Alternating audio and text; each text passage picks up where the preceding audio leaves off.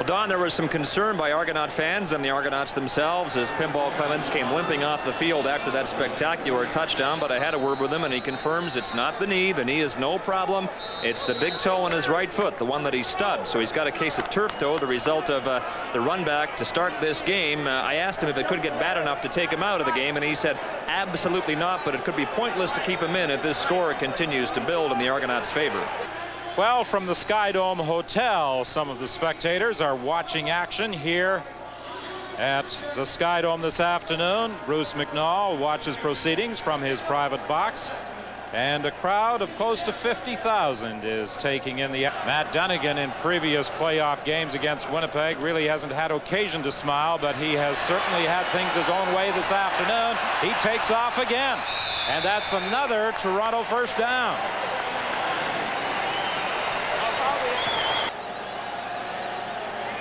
And the crowd responds.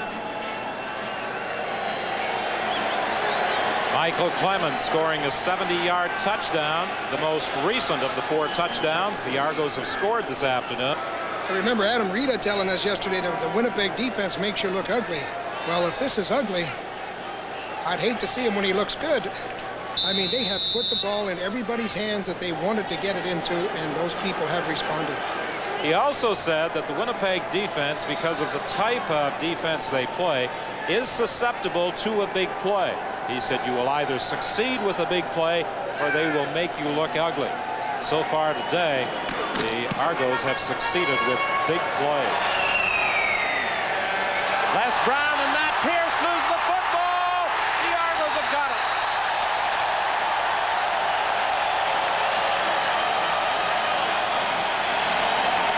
Jethro has come up with the ball.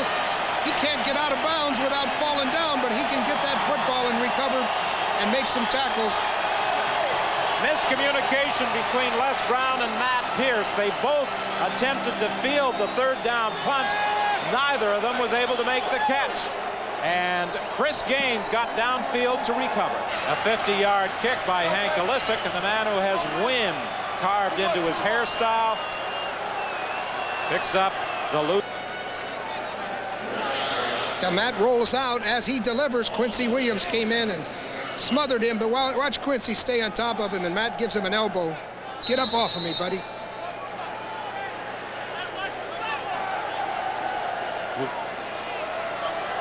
.146 remaining in the half. Lance Chomik will attempt a field goal. Lance Chomik this year established a single-season scoring record in the CFL with a field goal of about this distance in the final game in the final seconds of the regular season against the Ottawa Rough Riders. 236 points on the season. His field goal makes it 32-3 with 1:42 remaining in the half.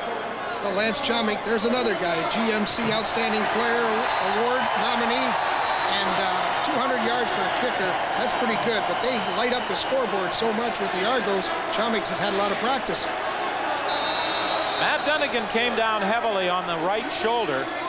Rickey Foggie is now warming up at the Toronto bench. As Dunigan went off, he was not moving his right arm. There could be a problem.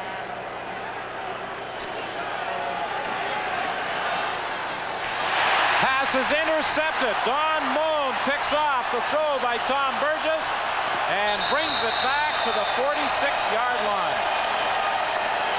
A 22-yard run back by veteran linebacker Don Moon, who was our guest analyst last week in the Eastern semifinal, the game between Winnipeg and Ottawa.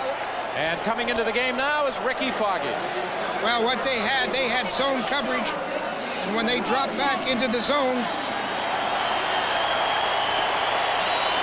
Don Moon was able to make the break and get the interception. Excellent break by Don Moon. That was intended for Tuttle.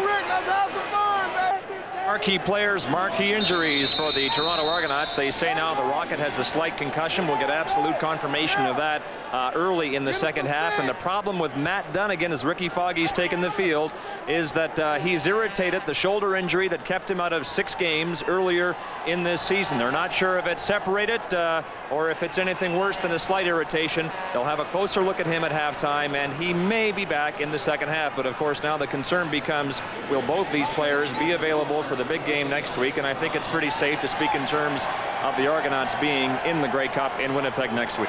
Yes, that was an interesting point that Chomik made. Said visiting kickers are at a disadvantage. I'm sure fielding punts for visiting teams is a bit of a problem in here as well. The pass is intercepted by Ed Barry. It was intended for Larry Willis, and Ed Barry brings it back for the Argos to the 47-yard line. A 27-yard interception return by Ed Barry. The Argos are doing it every which way, offensively, special teams, and defensively. Yeah, Adam Rita said we only have to win 2 of these wars. We have to play well enough to win on offense, special teams, or on defense. Hey, they're winning all 3 wars. Nice job by Barry coming back upfield, and he's not content for an interception. He wants to go all the way. Winnipeg and Toronto are playing in their 5th consecutive Eastern Final. The Argos won the first time they met at Winnipeg Stadium. Winnipeg won the next 3, but it looks as though the Argos are bound for Winnipeg next week and a Grey Cup date a week from today.